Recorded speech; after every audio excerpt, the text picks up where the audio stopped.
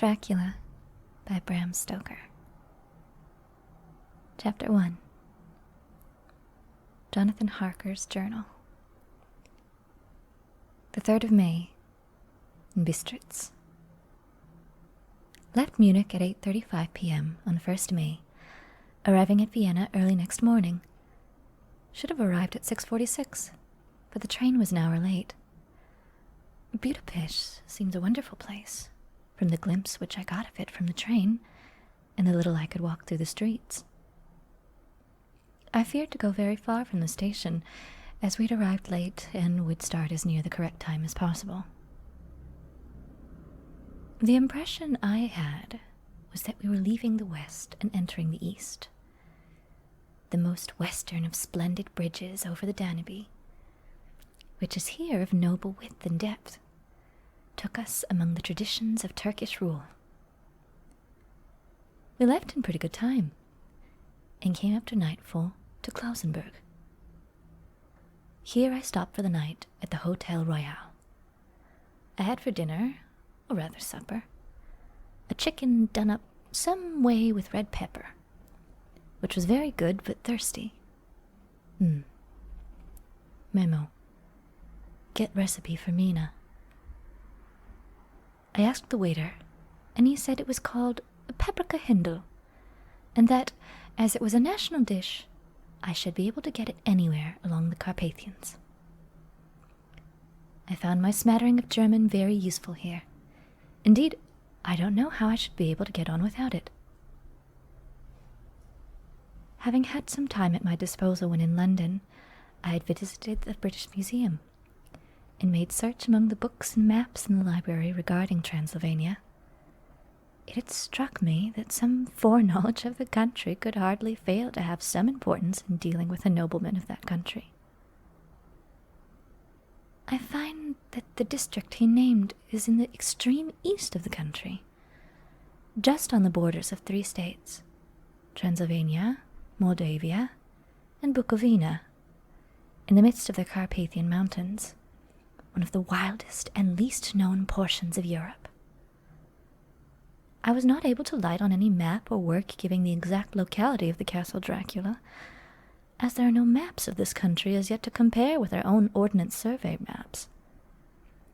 But I found that Bistritz, the post town named by Count Dracula, is a fairly well-known place.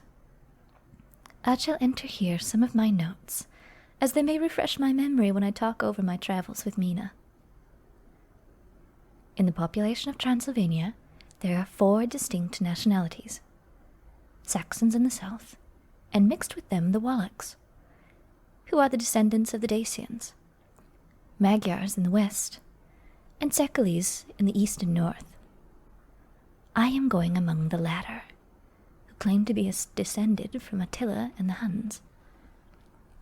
This may be so, for when the Magyars conquered the country in the 11th century, they found the Huns settled in it. I read that every known superstition in the world is gathered into the horseshoe of the Carpathians, as if it were the center of some sort of imaginative whirlpool. If so, my stay may be very interesting. Memo. I must ask the Count all about them. I did not sleep well, but my bed was comfortable enough, for I had all sorts of queer dreams. There was a dog howling all night under my window, which may have had something to do with it, or it may have been the paprika, for I had to drink up all the water in my carafe, and was still thirsty. Towards morning I slept, and was wakened by the continuous knocking at my door, so I guess I must have been sleeping soundly then. I had for breakfast more paprika, and a sort of porridge of maize flour, which they said was mamaliga, and eggplant stuffed with forcemeat, a very excellent dish, which they call a impletata. Memo. Get recipe for this also. I had to hurry breakfast, for the train started a little before 8. Or rather, ought to have done so, for after rushing to the station at 7:30, I had to sit in the carriage for more than an hour before we began to move. It seems to me that the further east you go, the more unpunctual are the trains. What ought they be in China? All day long we seemed to dawdle through a country which was full of beauty of every kind. Sometimes we saw little towns or castles on the top of steep hills, such as we see in old missals. Sometimes we ran by rivers and streams which seemed from the wide stony margin on each side of them to be subject to great floods. It takes a lot of water, and running strong, to sweep the outside edge of a river clear. At every station there were groups of people, sometimes crowds, and in all sorts of attire. Some of them were just like the peasants at home, or those I saw coming through France and Germany, with short jackets and round hats and homemade trousers. But others were very picturesque. The women looked pretty, except when you got near them, but they were very clumsy about the waist. They had all full white sleeves of some kind or the other, and most of them had big belts with a lot of strips of something fluttering from them like the dresses in a ballet. But of course there were petticoats under them. The strangest figures we saw were the Slavics, which were more barbarian than the rest, with their big cowboy hats, great baggy dirty white trousers, white linen shirts, and enormous heavy leather belts nearly a foot wide, all studded over with brass nails. They wore high boots with their trousers tucked into them, and had long black hair and heavy black mustaches. They were very picturesque, but do not look prepossessing. On the stage they would be set down at once as some old oriental band of brigands. They are, however, I am told, very harmless and rather wanting in natural self-assertion. It was on the dark side of twilight when we got to Bistritz, which is a very interesting old place. Being practically on the frontier, for the Borgo Pass leads from it into Bukovina. It has a very stormy existence, and it certainly shows marks of it. 50 years ago, a series of great fires took place, which made a terrible havoc on 5 separate occasions. At the very beginning of the 17th century, it underwent a siege of 3 weeks and lost 13,000 people, and the casualties of war proper being assisted by famine and disease. Count Dracula had directed me to go to the Golden Crone Hotel, which I found, to my greatest delight, to be thoroughly old-fashioned, for of course I wanted to see all I could of the ways of the country. I was evidently expected, for when I got near the door, I faced a cheery-looking elderly woman in the usual peasant dress, white undergarment with a long double apron, front and back, of colored stuff fitting almost too tight for modesty. When I came close, she bowed and said, "The Herr Englishman?" "Yes," I said. "Jonathan Harker." She smiled and gave some message to an elderly man in white shirt-sleeves, who had followed her to the door. He went, but immediately turned with a letter. "My friend, welcome to the Carpathians. I am anxiously expecting you. Sleep well tonight. At 3 tomorrow, the diligence will start for Bukovina. A place on it is kept for you. At the Borgo Pass, my carriage will await you and will bring you to me. I trust that your journey from London has been a happy one, and that you will enjoy your stay in my beautiful land. Your friend, Dracula." 4th of May. I found that my landlord had got a letter from the Count, directing him to secure the best place on the coach for me, but on making inquiries as to the details he seemed somewhat reticent, and pretended that he could not understand my German. This could not be true, because up to then he had understood it perfectly. At least, he answered my questions exactly as if he did. He and his wife, the old lady who had received me, looked at each other in a frightened sort of way. He mumbled out that the money had been sent in a letter, and that was all he knew. When I asked him if he knew Count Dracula, and could tell me anything of his castle, both he and his wife crossed themselves, and, saying that they know nothing at all, simply refused to speak further.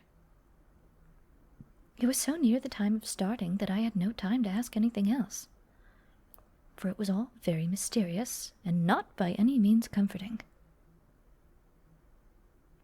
Just before I was leaving, the old lady came up to my room and said in a hysterical way, "Must you go? Oh, young Herr, must you go?" She was in such an excited state that she seemed to have lost her grip of what German she knew, and mixed it all up with some other language which I did not know at all. I was just able to follow her by asking many questions. When I told her that I must go at once, and that I was engaged on important business, she asked again, "Do you know what day it is?" I answered that it was the 4th of May. She shook her head as she said again, "Oh, yes, I know that. But do you know what day it is?" On my saying that I did not understand, she went on, "It is the eve of St. George's Day. Do you not know that tonight, when the clock strikes midnight, all the evil things in the world will have full sway? Do you know where you are going, and what you are going to?" She was in such evident distress that I tried to comfort her, but without effect. Finally, she went down on her knees and implored me not to go, at least to wait a day or two before starting. It was all very ridiculous, but I did not feel comfortable. However, there was business to be done, and I could allow nothing to interfere with it. I tried to raise her up and said as gravely as I could that I thanked her, but that my duty was imperative, and that I must go. She then rose and dried her eyes, and taking a crucifix from her neck, offered it to me. I did not know what to do, for as an English churchman I have been taught to regard such things as in some measure idolatrous. And yet it seemed so ungracious to refuse an old woman meaning so well and in such a state of mind. She saw, I suppose, the doubt in my face, for she put the rosary around my neck herself, and said, "For your mother's sake," and went out of the room. I am writing up this part of the diary whilst I am waiting for the coach, which is, of course, late, and the crucifix is still around my neck. Whether it is the old lady's fear, or the many ghostly traditions of this place, or the crucifix itself, I do not know, but I am not feeling nearly as easy in my mind as usual. If this book should ever reach Mina before I do, let it bring my goodbye. Here comes the coach. 5th of May. The castle. The grey of the morning is past, and the sun is high over the distant horizon, which seems jagged, whether with trees or hills I know not, for it is so far off that the big things and little are all mixed. I am not sleepy, and as I am not to be called till I wake, naturally I write till sleep comes. There are many odd things to put down, and lest who reads them may fancy that I dined too well before I left Bistritz, let me put down my dinner exactly. I dined on what they call robber steak, Bits of bacon, onion, and beef, seasoned with red pepper, and strung on sticks, and roasted over the fire. In simple style, the London cat's meat. The wine was golden mediash, which produces a queer sting on the tongue, which is, however, not disagreeable. I had only a couple of glasses of this, and nothing else. When I got on the coach, the driver had not taken his seat, and I saw him talking to the landlady. They were evidently talking of me, for every now and then they looked at me, and some of the people who were sitting on the bench outside the door came and listened, and then looked at me, most of them pityingly. I could hear a lot of words often repeated, queer words, for there were many nationalities in the crowd. So I quietly got my polyglot dictionary from my bag and looked them out. I must say they were not cheering to me, for amongst them were Ordog, Satan, Pokol, Hell, Stregoike, Witch, Frolok, and Vlkoslak. Both mean the same thing, one being Slavic and the other Serbian, for something that is either a werewolf or a vampire. Memo. Must ask the Count about these superstitions. When we started, the crowd round the inn door, which had by this time swelled to a considerable size, all made the sign of the cross and pointed 2 fingers towards me. With some difficulty, I got a fellow passenger to tell me what they meant. He could not answer at first, but on learning that I was English, he explained that it was a charm, or guard against the evil eye. But this was not very pleasant for me, just starting for an unknown place to meet an unknown man. But everyone seemed so kind-hearted and so sorrowful, and so sympathetic that I could not help but be touched.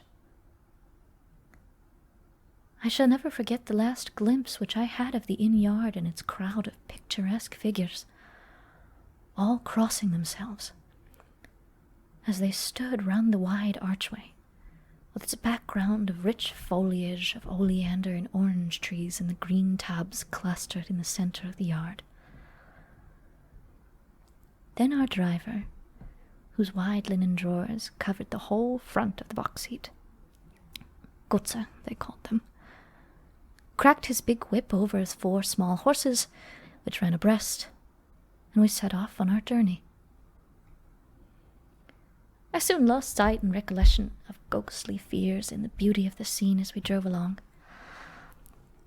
Although, had I known the language, or rather languages, which my fellow passengers were speaking, I might not have been able to throw them off so easily.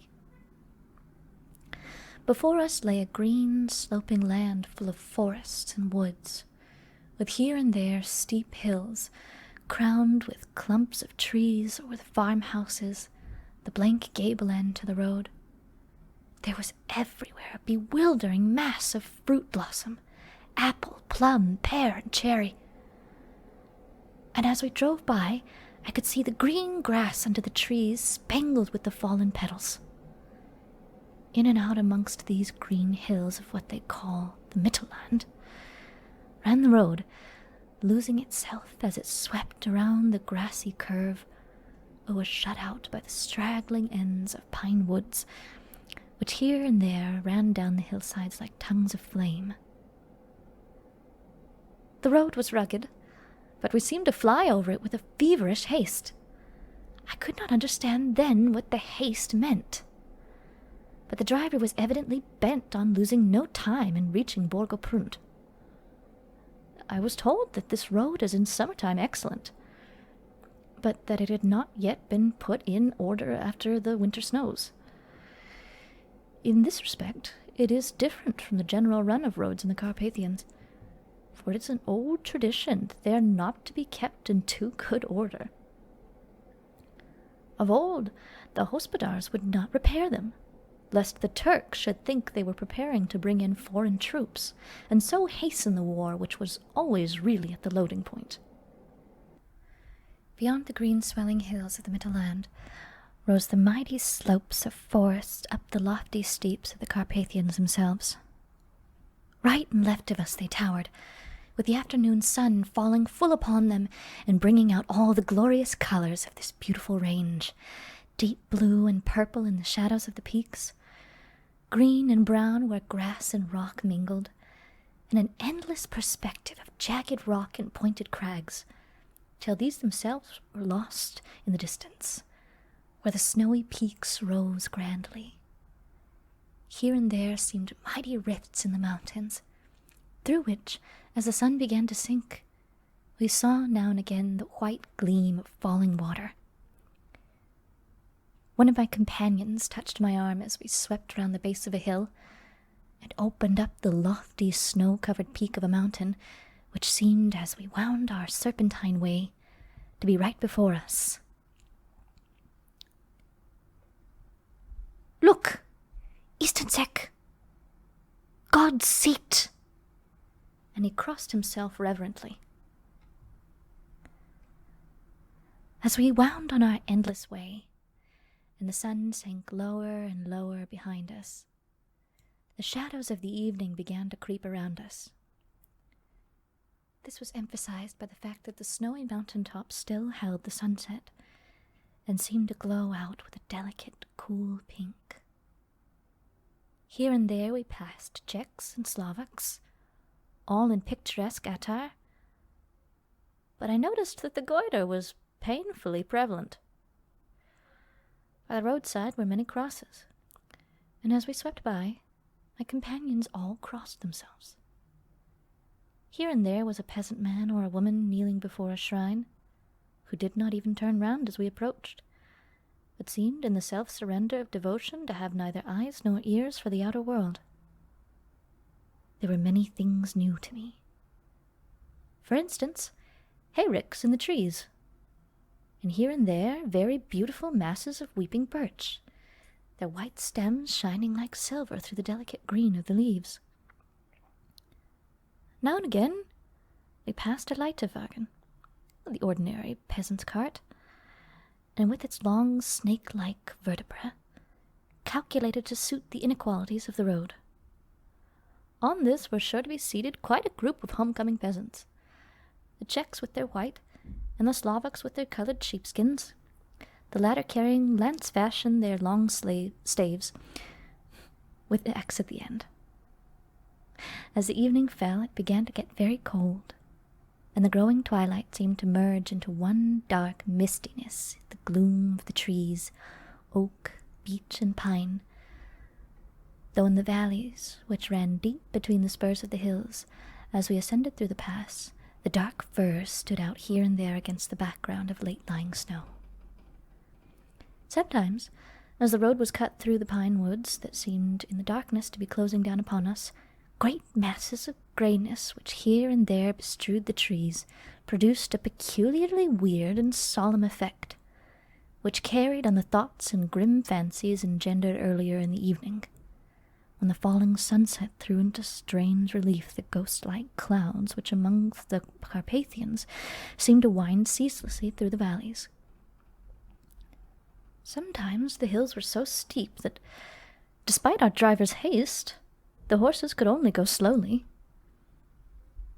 I wished to get down and walk up them as we do at home, but the driver would not hear of it. "No, no," he said. "You must not walk here. The dogs are too fierce." And then he added, with what he evidently meant for grim pleasantry, for he looked round to catch the approving smile of the rest, "And you may have enough of such matters before you go to sleep." The only stop he would make was a moment's pause to light his lamps. When it grew dark, there seemed to be some excitement amongst the passengers, and they kept speaking to him, one after the other, as though urging him to further speed. He lashed the horses unmercifully with his long whip, and with wild cries of encouragement urged them to go further exertions. Then through the darkness I could see a sort of patch of grey light ahead of us, as though there were a cleft in the hills. The excitement of the passengers grew greater. The crazy coach rocked on its great leather springs and swayed like a boat tossed on a stormy sea. I had to hold on. The road grew more level and we appeared to fly along. Then the mountains seemed to come nearer to us on each side and to frown down upon us. We were entering on the Borgo Pass. One by one, several of the passengers offered me gifts, which they pressed upon me with an earnestness which would take no denial. These were certainly of an odd and varied kind, but each was given in simple good faith, with a kindly word and a blessing, and that same strange mixture of fear-meaning movements which I had seen outside the hotel at Bistritz. The sign of the cross and the guard against the evil eye. Then, as we flew along, the driver leaned forward, and on each side the passengers, craning over the edge of the coach, peered eagerly into the darkness. It was evident that something very exciting was either happening or expected, but though I asked each passenger, no one would give me the slightest explanation. This state of excitement kept on for some little time, and at last we saw before us the pass opening out on the eastern side. There were dark, rolling clouds overhead, and in the air the heavy, oppressive sense of thunder. It seemed as though the mountain range had separated two atmospheres, and that now we had got into the thunderous one. I was now myself looking out for the conveyance which was take me to the Count. Each moment I expected to see the glare of lamps through the blackness, but all was dark.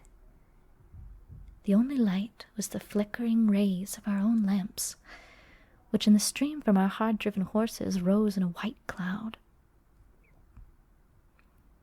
We could see now the sandy road lying white before us, but there was on it no sign of a vehicle. The passengers drew back with a sigh of gladness, which seemed to mock my own disappointment. I was already thinking what I had best to do, when the driver, looking at his watch, said to the others something which I could hardly hear. It was spoken so quietly and in so low a tone, I thought it was an hour less than the time. Then, turning to me, he spoke in German worse than my own. "There is no carriage here. The Herr is not expected after all. He will now come on to Bukowina and return tomorrow or the next day. Better the next day." Whilst he was speaking, the horses began to neigh and snort and plunge wildly, so that the driver had to hold them up. Then, amongst a chorus of screams from the peasants and a universal crossing of themselves, a callach with 4 horses drove up behind us, overtook us, and drew up beside the coach. I could see from the flash of our lamps as the rays fell upon them that the horses were coal-black and splendid animals. They were driven by a tall man with a long brown beard and a great black hat, which seemed to hide his face from us. I could only see the gleam of a pair of very bright eyes, which seemed red in the lamplight, as he turned to us. He said to the driver, "You are early tonight, my friend." The man stammered in reply, "The English Herr was in a hurry." To which the stranger replied, "That is why, I suppose, you wished him to go to Bukowina." "You cannot deceive me, my friend.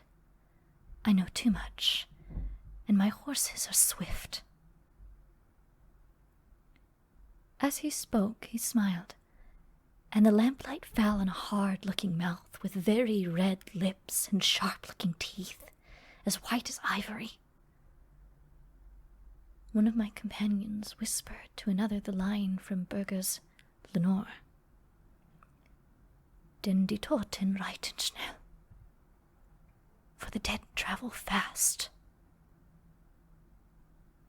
The strange driver evidently heard the words, for he looked up with a gleaming smile. The passenger turned his face away, at the same time putting out his 2 fingers and crossing himself. "Give me the hare's luggage," said the driver, and with exceeding alacrity my bags were handed out and put in the callack. When I descended from the side of the coach, as the callack was alongside closely, the driver helping me with a hand which caught my arm in a grip of steel. His strength must have been prodigious. Without a word, he shook the reins, the horses turned, and we swept into the darkness of the pass. As I looked back, I saw the steam from the horses of the coach by the light of the lamps, and projected against it the figures of my late companions crossing themselves. Then the driver cracked his whip and called to his horses, and off they swept on their way to Bukovina. As they sank into the darkness, I felt a strange chill and a lonely feeling coming over me. But a cloak was thrown over my shoulders and a rug across my knees, and the driver said in excellent German, "The night is chill, mein Herr, and my master the Count bade me to take all care of you. There is a flask of Slivovitz, the plum brandy of the country, underneath the seat if you should require it." I did not take any, but it was a comfort to know that it was there all the same. I felt a little strangely, and not a little frightened. I think had there been any alternative, I should have taken it, instead of prosecuting that unknown night journey. The carriage went at a hard pace straight along. Then we made a complete turn and went along another straight road. It seemed to me that we were simply going over and over the same ground again, and so I took note of some salient point and found that this was so.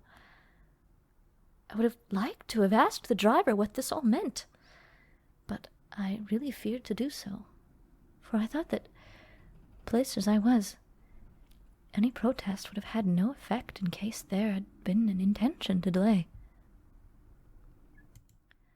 By and by, however, I was curious to know how time was passing.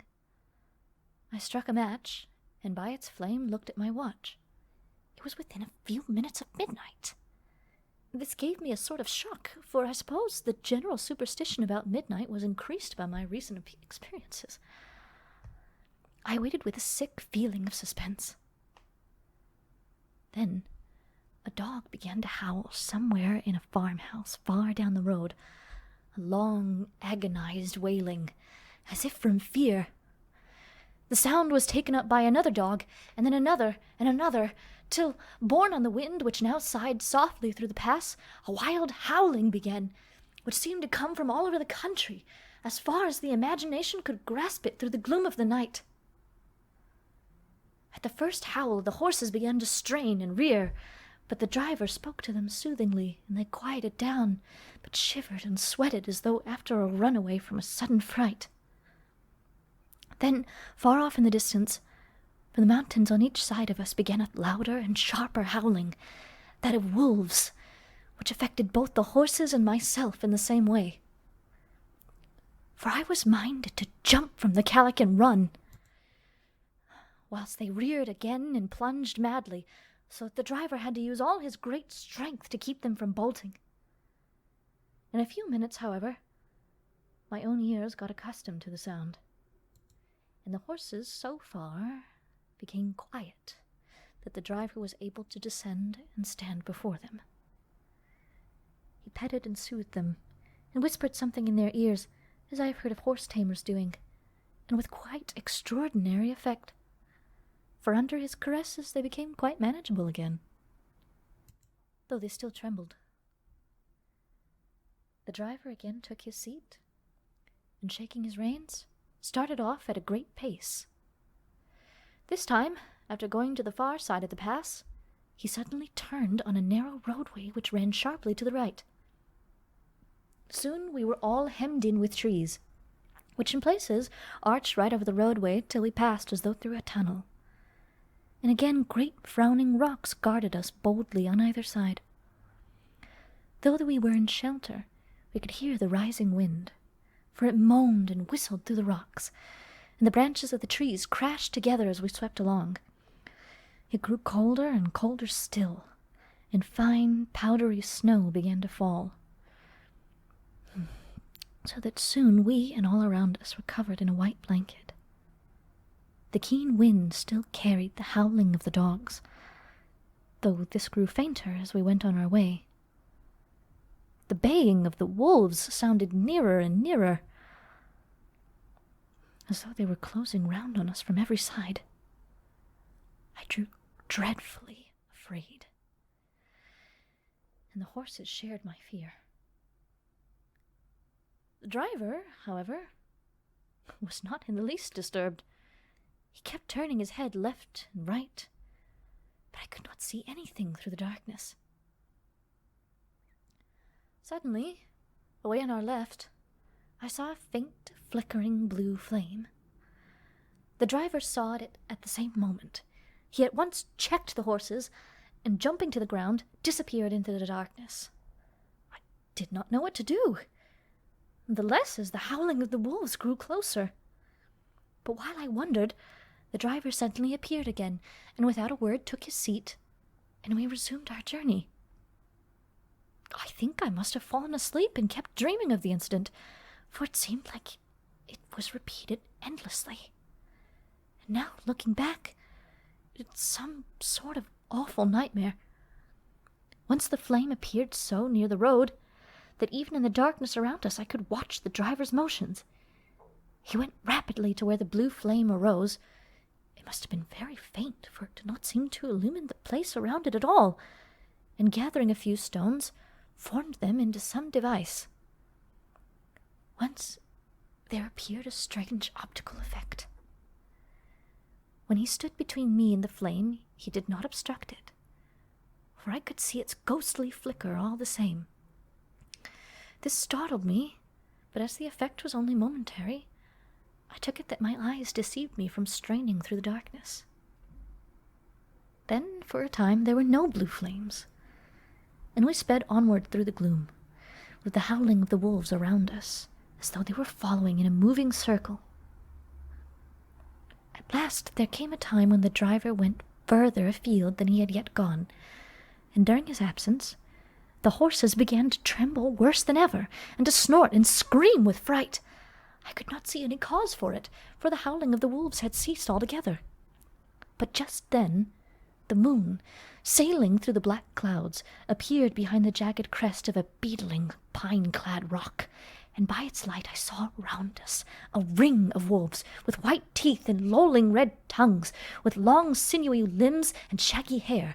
They were 100 times more terrible in the grim silence which held them than even when they howled. For myself, I felt a sort of paralysis of fear. It is only when a man feels himself face to face with such horrors that he can understand their true import. All at once the wolves began to howl, as though the moonlight had some peculiar effect on them. The horses jumped about and reared, and looked helplessly round with eyes that rolled in a way painful to see.